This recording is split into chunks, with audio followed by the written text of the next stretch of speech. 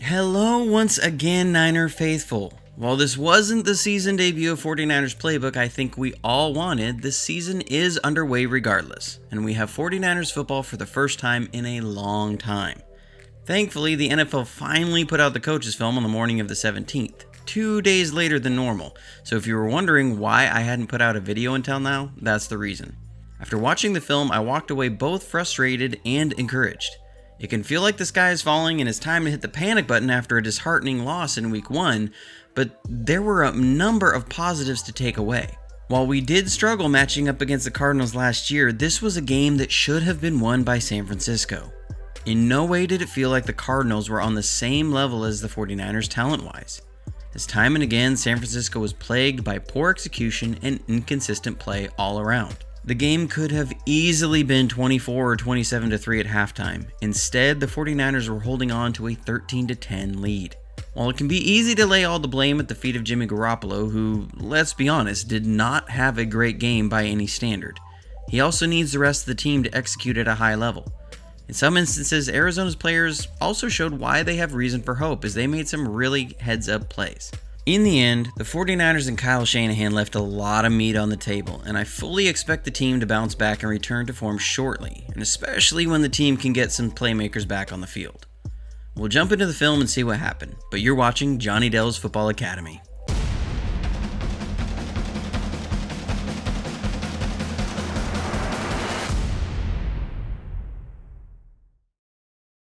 Let's start out with some positives. After the first drive ended in 3 points and the defense held Arizona to a short series, we're going to come out in 21 personnel with 2 backs and 1 tight end, and motion Kittle across the formation. With the shift in the defense showing the same as the previous series, we know Arizona is in man coverage. This alerts Jimmy G to switch to the second play called in the huddle. If you didn't know, the way Shanahan usually calls plays is I'll have 1 run and 1 pass play called in the huddle, and depending on the look from the defense, they may audible to the second play. That's what happens when you hear Jimmy yell out, can. Knowing we have Mostert one-on-one with the rookie linebacker on a Texas route, all that needs to happen is Mostert to beat his man. This was a play that made Roger Craig famous as a receiving back, as Bill Walsh used to use him on this Texas route against linebackers all the time. Once he gets open, Jimmy hits him in stride, and Mostert is going to hit nearly 23 miles per hour on his way to the end zone.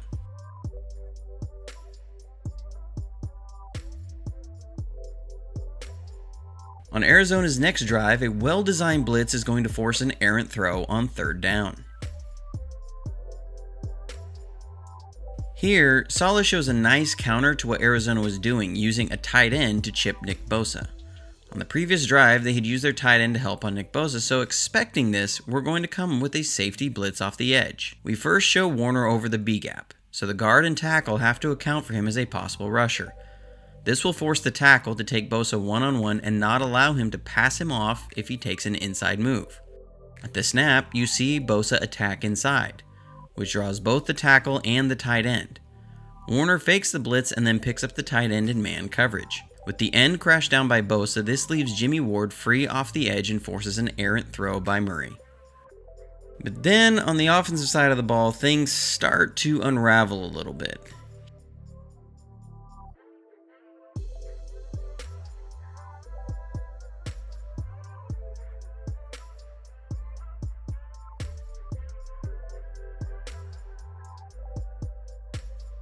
Here, it's 3rd and medium when we come out in 11 personnel with 1 back and 1 tight end. We motion Kittle across into a 3-by-1 formation, and Arizona is showing man coverage with possible pressure. We're going to have an Ohio concept to the outside with Pettis and Taylor. The Ohio consists of a protection release fade and a quick out. However, Arizona comes prepared for the Ohio and makes a late shift into a trapping defense. Jimmy sees it late and pretty much throws this one away. This is an instance where you have to tip your hat to Vance Joseph on a good play design, but we obviously need Kyle to be less predictable in that situation if Joseph was able to predict what we'd run.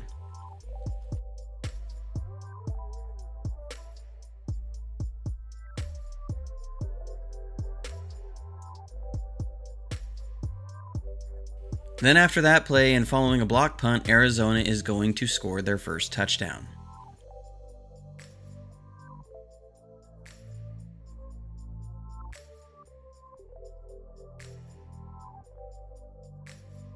Here, they come out in a condensed set. We're going to play cover 3 sky with Quan Alexander responsible for the curl flat area to the field side.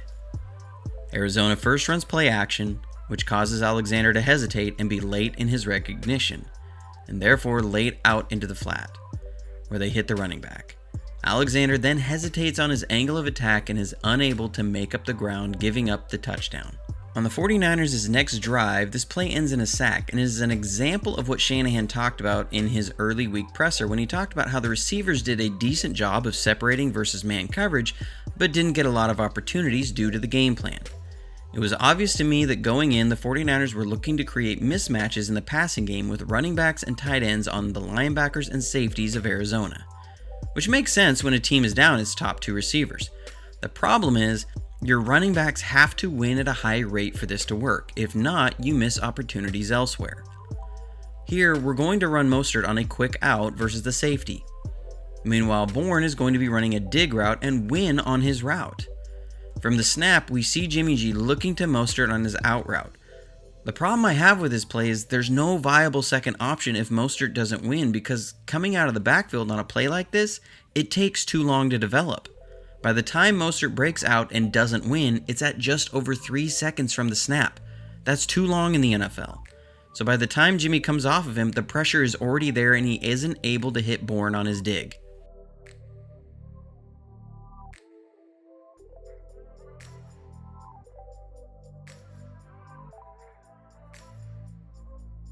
Then, a couple drives later, after a failed 4th and short conversion, we miss an opportunity for a big play score.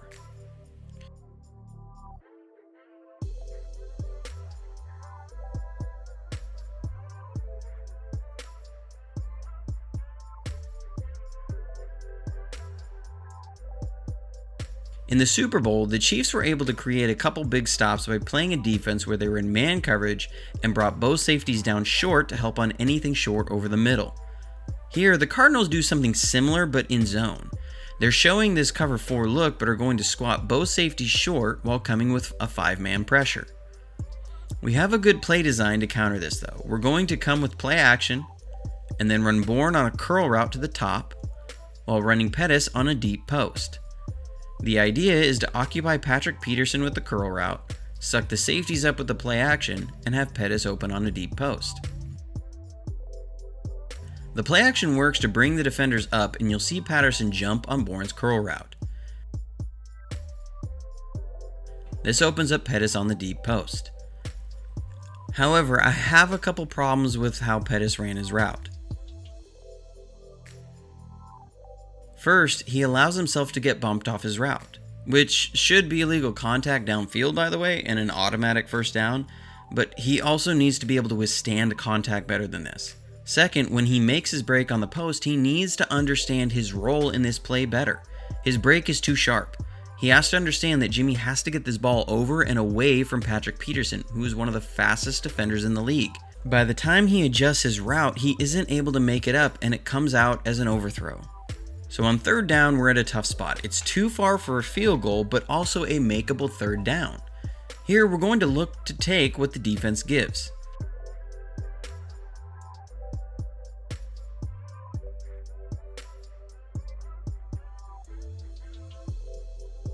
We're going to run 2 curls at the sticks, and then have McKinnon come out of the backfield. We're looking to put the underneath defenders in conflict with a triangle stretch of the defense. If the underneath defenders drop back in soft coverage, giving up a short completion into field goal range, we'll take it. If they get aggressive to take away any scoring possibility, we'll look to the curls. This is where McKinnon, not having played for almost 1,000 days, comes into play. He's given an option route here where he can either sit down or run an out. He chooses to run an out where he should just sit down. It's 3rd down. You just need 4 or 5 yards for a field goal try. And I think Jimmy expects him to sit his route down more. He's got no one near him. Instead, he takes off to the sideline and the throw is a little behind. Again, I think Jimmy is expecting Jet to curl and sit down. This allows the defender to drive on the ball and it's an incompletion. On the next drive, we're again going to have Arizona be ready for what we call.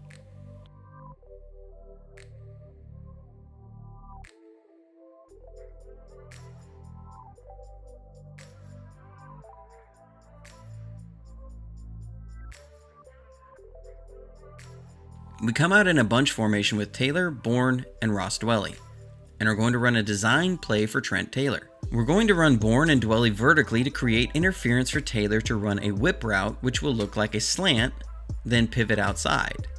The idea is to make this look like we're running interference for the slant to get the man coverage defender to run over the top of the interference and get Taylor wide open working back outside.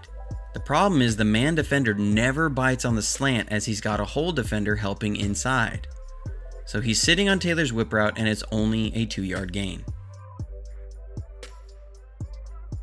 We still managed to put up 3 points with only 30 seconds left in the half. However, we're going to get caught in a bad defensive call and give up a huge chunk play and allow the ball carrier to get out of bounds. When it comes to an offense right before the half or the 2-minute drill at the end of the game, you always have to be ready for screens and draws to start out the drive. Bill Belichick is famous for this. Here, we break that cardinal rule. No pun intended. Saleh ends up calling a tackle stunt here where we're going to crash both Bosa and Thomas down while bringing Armstead all the way around on a stunt. The problem with that is Arizona catches us in a draw play and we completely give up contain, allowing the running back to run wild, and then Quan Alexander breaks another rule of defense, never giving up being the outside man, especially with only 30 seconds left. He tries to come inside and the running back is then able to rumble out of bounds for a huge gain, which sets up Arizona to put 3 points on the board. So with all of this happening before halftime, you can see how we had plenty of opportunities to put the Cardinals away early. But we let them hang around, blocked a punt, and offensive miscues and poor play calling on both sides ended up keeping this game close. Then, coming out of halftime, we miss a huge opportunity for a big gain. Here, we're going to run a play we've hit big on multiple times over the years.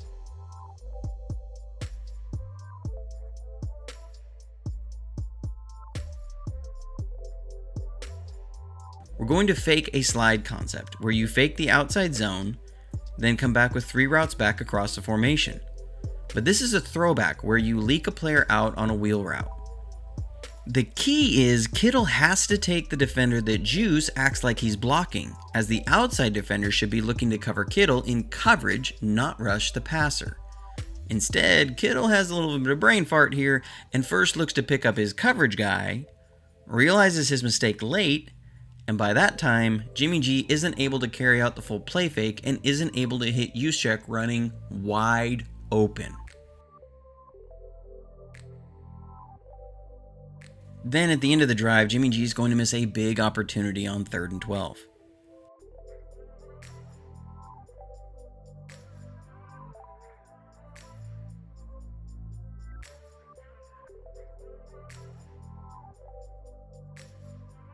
Here, the Cardinals come out and they show 2 deep safeties, which shows cover 2 man.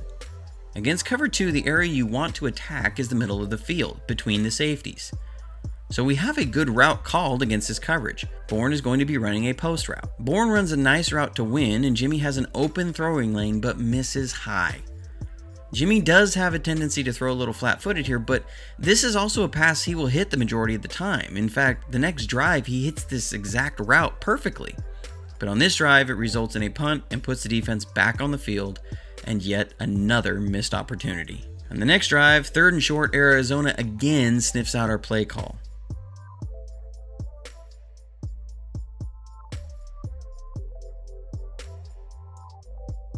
They come out and cover 1 man with a short lurk defender.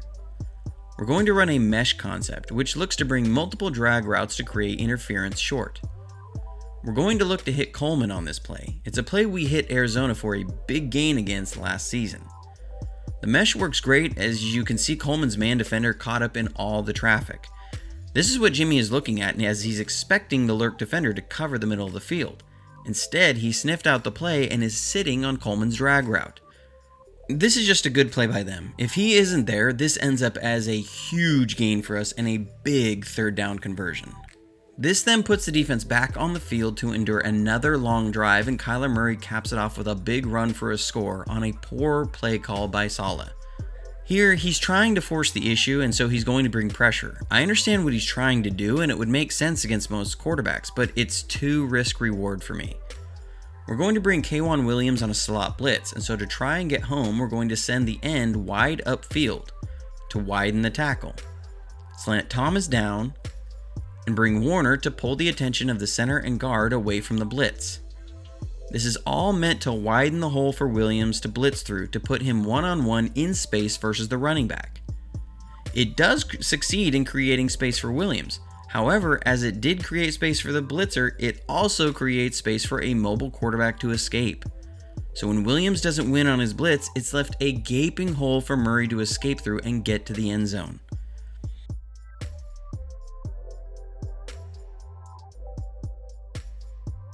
The next drive, though, the offense manages to answer by well executing a run fake and Juszczyk slipping out against man coverage.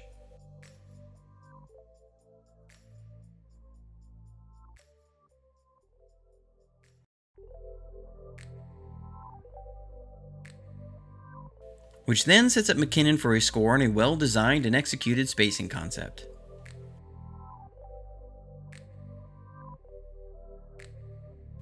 Then, on the 49ers' final drive, poor execution and rusty players rear its head again. Here, we're going to get a short game by Taylor that could have been more. It's just a microcosm of what we saw throughout the game. We're going to look to hit Taylor on a quick slant with interference. Arizona is in man coverage, and we're going to look to run Bourne vertical to create interference with Taylor's man, and then cut the slant off of it. The play works, but we could have gotten a bigger gain had the timing been better. What you want to see is Taylor cut his route right off of Bourne's butt. You want very little separation between the receivers to create as much interference as possible. Instead, Taylor runs this route like he's isolated in space. He chops down and then breaks in, leaving too much space between himself and Bourne, which allows for his defender to break on the throw. It would have gone for most likely a first down or even a touchdown, though unlikely, but instead it creates 3rd and 5, which we never convert. Then on 3rd and 5, we miss another opportunity. It's hard to say for certain if this is all on Jimmy or if he's executing Shanahan's game plan.